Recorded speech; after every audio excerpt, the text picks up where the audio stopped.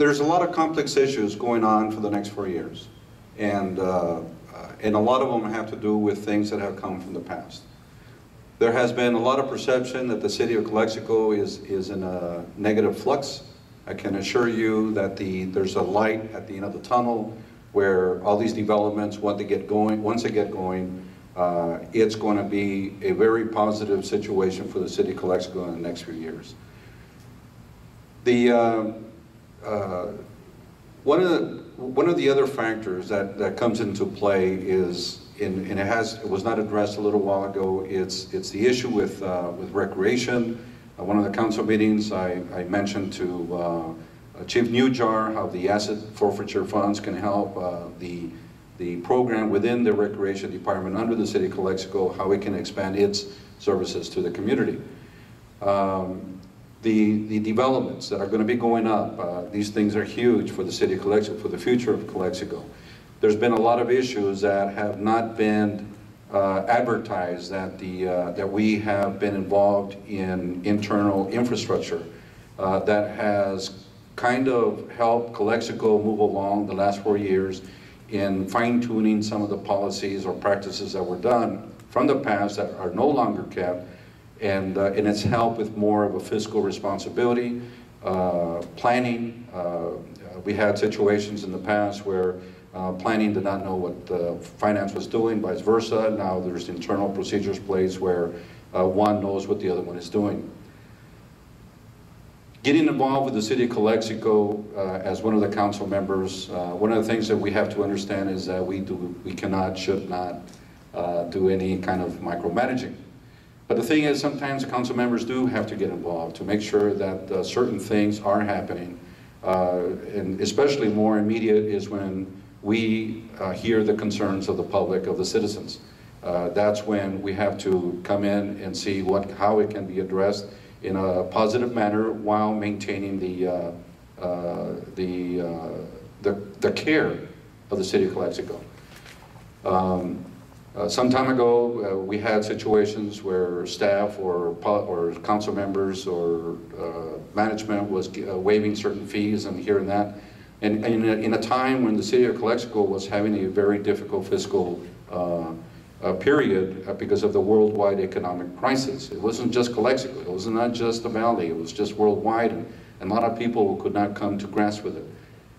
But as time went on, we were able to fix that. Maybe on the issue of economic development, we can issue credits.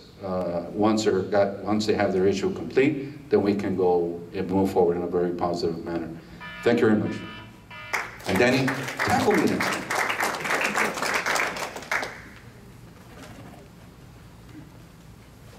First of all, let me thank you again. Thank the Chamber of Commerce, Hildy Carrillo. Thank you, Danny Fitzgerald, Mr. Marquez, Ms. Wheeler. Thank you for asking the questions.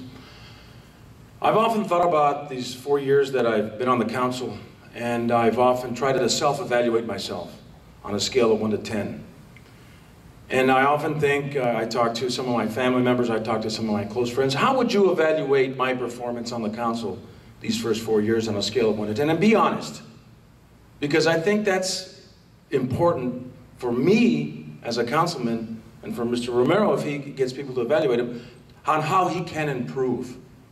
How can we improve not only the city, but ourselves as council members?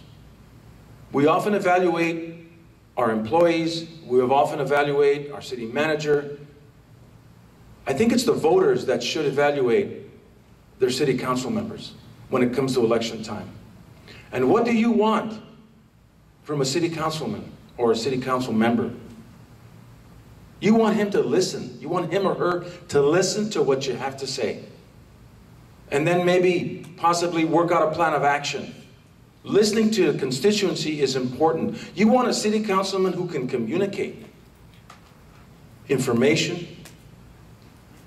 verbally, in writing, however that may be. You want a city councilman that can communicate locally, within the city of Calexico, within the county of Imperial, within the state of California, within the country of the United States of America. If we need to go other places and represent you, your voice, you want a city council member that can do that. You want a city council member that's accessible. Right, that is there for you. That doesn't shy away from forums or from questions and answers. I will provide that type of leadership. I will provide that type of accessibility. I will provide that representation 4 more years if given another shot with your support. What do you want to see in the city?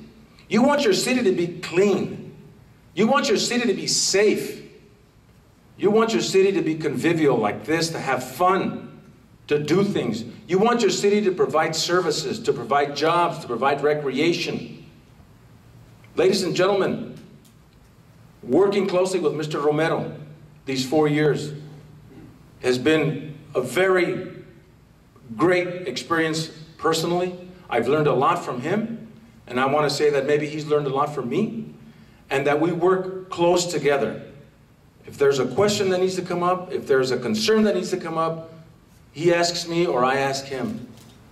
On November 6th, in order for Calexico to move forward, please support the candidates that are here today. Tell your friends, tell your family, Moreno, Romero in 2012.